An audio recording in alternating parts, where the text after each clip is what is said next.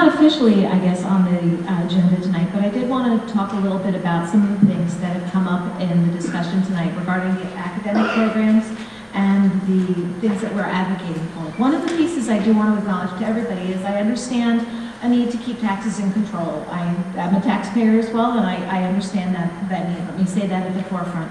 But there's a lot that needs to happen here in Knox-Westerlo in order to move us forward into where we need to be for 21st century learners. Some of the things that we've been looking at and that we've put forward in our budget include not just getting things for our kids, materials for our kids to use. That is an important piece of it. But it's also looking at the teachers and making sure that they have the support they need, whether it's through coaching or whether it's through professional development, whether it's through providing assistance, extra hands that are working with them to provide smaller group sizes so that they can reach the needs of our exceptional learners, so that they can meet the needs of our struggling learners, and providing them time, the gift of time, whether it's time over the summer or time during the school day to spend really focused at looking at the data, and as we've all mentioned, using the data to drive the decisions that we make, using the data that we collect from students to drive how we move our instructional program forward so that we truly are meeting the needs of our students and not looking at just a blanket approach to things. So part of what we're looking for here is the gift of those things: time, study, resources. We are also looking to increase our movement into the 21st century. We have great technology that we've invested in over the course of years. And one of the things we need to do is really increase how we're using it and how the students are using the technology as a tool. One of the pieces that you might not realize here is that I'm looking for a full-time librarian. That's somebody who guides us in the use of the technology that we have in the information sciences that we have at our disposal and help the kids really get a firm grounding in what they're doing. The commissioner has suggested that in the future, students are doing research projects starting in elementary school. But our kids can't do research projects that they don't know how to research.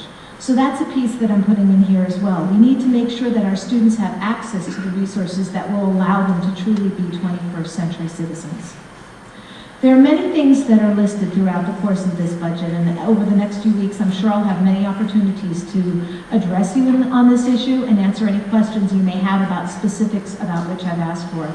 But I want you to understand that it's crucial to our mission at the elementary school to move forward is to have the resources that we need to provide the teachers the support that they need to give these students what they need to succeed, because that's really the reason that we're all here, is to ensure that our children are successful and can compete in the global economy of the future. Thank you. Mr. Corey. I actually just wanted to take a little bit of time to talk about some of the things that I had talked to Mr. Palmer and the administrative team about for putting into our budget for next year. And hopefully I will address some of the questions and concerns that some of you in the audience have had. Some of the things that I put in here tonight are from conversations with people like Mr. Tedeschi, who have students here that feel that they do not have some of the opportunities that their siblings have had and that some of the other students coming through this district have had in the past. So, with that being said, I really looked at two categories. One, academic improvement and opportunities for our students. I'll talk about that in a moment. And also facility. Now, the facility part is actually fairly easy. I just wanted to mention the things that Mr. Palmer put up there earlier were a couple numbers. There were two fairly substantial numbers, and the reason I put those up there is for athletics we had about $10,000 listed up there, and really what my intent there is to look at the things that have really just been kind of left as they are for several years. So, for example, a few years back, we were actually donated a pretty substantial amount of equipment down in our weight room. Well, that type of equipment is it's not outdated, it's great equipment. However, pieces of it are starting to fall off. We've actually had to remove some of the equipment. So I'm looking to put into place a plan of action where those types of things can be taken care of, spread out over a course of a few years. So we'll target one area and then move forward. That being said, I have the same plan of action for some of the equipment in the music and technology. Mr. Harvey and Mr. Baker are over there. They have a pretty fairly expensive program to run, being saws and tools and things like that obviously need to be worked on for safety standpoint. So I really identified those areas, that money for that part, and that's what I mean by the facility. And it's just making sure some of the things in the buildings are kept up and safe for our students. The other pieces are academic improvement and opportunity program. And the way I broke that out is I talked a little bit about BOCES support, and Mr. Palmer presented that with BOCES coaches. So really, we've done a lot of work with trainers and coaches over the course of the past year, and we found that it's pretty successful and helpful for our teachers. The teachers are working day in and day out. They're developing their lesson plans. They're doing all the typical things that teachers do. However, there's a piece of that they're having a hard time keeping up with, and part of that is because the state mandates are coming down, Common Core is shifting, APPR process is happening. So teachers really need to have somebody else who is entrenched in those types of information all day long and can come back to the district and work with them. So, an English teacher might not be able to keep up on exactly what's going on in the world of Common Core because that changes on a daily basis. So those coaches can help and assist. They're working in 27 different other districts. They have all those things planned out. When they come to BKW, they're giving us the same messages they'd be giving at Sharon Springs or Gilderland or West and those types of places. So the coaching is a really important thing for me and the training as well. Curriculum development, I put in there as well. We need more time for our teachers to just sit down and plan together and work together, and a science department really looking at what the terminology will be from kindergarten on up through 12th grade. And I think that's a really important thing for our teachers to be able to do, and we just wanted to identify some time and some money that can allow them the opportunity to do that. Interventions, as you know, if you've been keeping up with education at all, the demands on students who are in 3rd grade are far superior than what they used to be, 10 years ago, 5 years ago, and even 2 years ago. So there's more students identified as kind of falling behind. You have one full-time math person and one full-time ELA person. And the intervention program would not necessarily be something where we've had in the past, like a student would score a certain level, so they'd be put in an ELA, AIS program, English Language Arts Academic Intervention Program, and they would stay there for the entire year. This could be something where they would go in, they may be identified for one specific thing that they're struggling on. They get in there, they get the support, and then they move it out so that another student can move in and utilize that instructor as well. As Audrey mentioned earlier, it's an opportunity for more one-on-one small group instruction interventions for those students. Also, as far as electives, and this is the part where Mr. Tedeschi's comment really hit me here, we have a lot of students who are attending the VOTEC programs.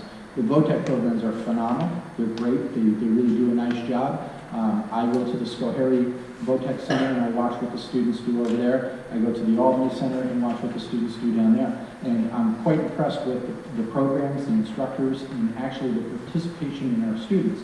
And usually what I hear from the principals in those two areas, as well as the teachers, is that BKW students are the best kids we have. I don't know if they want me to publicly say that, so I apologize, but they do. They talk about our students' behavior, and they talk about, just their work ethic. So I can appreciate what Mrs. Naisner said there as far as her children as well. So with that being said, I see all these students who are going to those programs, and I start to have conversations with them, and Mr. Palmer and I have talked about this as well. And the reason that we have a significant population of those students going out is because they have nothing here left to do. So when you look at it and you're looking at for electives for, Mr. Tedeschi's daughter over there, she's already accomplished all the classes that she's needed to take. So she goes out, she does this other program, she comes back in her senior year, and she literally has nothing left to do. So she sits there in 4 study halls. And that's not fair to a student who is motivated and going off to college the following year. So we need to do a better job with our electives. One of the electives that I propose to put in place is a computer science/business position. We had a business program several years ago, which was eliminated, and we all know that global economy, business is a pretty important thing. We added in a Mandarin Chinese course this year with the same mindset. and I think that that really provoked some interest in students. Granted, it was a small population of students who took that class, but that really started opening up some other students' eyes to the business world, and international business and business law and those types of things. So I'd like to see some of those courses come here. Also, with that being said, excuse me, if we were able to hire a person for that position, we could also incorporate some of our other technology areas. I talked with Mr. Thomas a little bit about this and how that could look in a high school. So some of the things that I was thinking, basic courses on Word, Excel, those types of things, but also expanding that into computer programming and networking.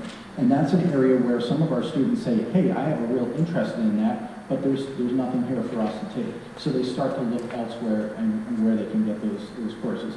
So that's something that I would like to bring into this, bring into the district. Obviously, we had a reduction in our music, art, and foreign language a few years back. Those courses are primarily one of the reasons that we have students who are sitting there not taking other courses because they don't have a course to take. If you have less music courses and less art courses and less foreign language courses and opportunities, then they're sitting in a study hall. So we need to bring those types of courses back and offer them for our students, along with some of these other things that I was talking about. And I think that's all I have. So if you have any questions, feel free to come up and ask it separately. Thank you.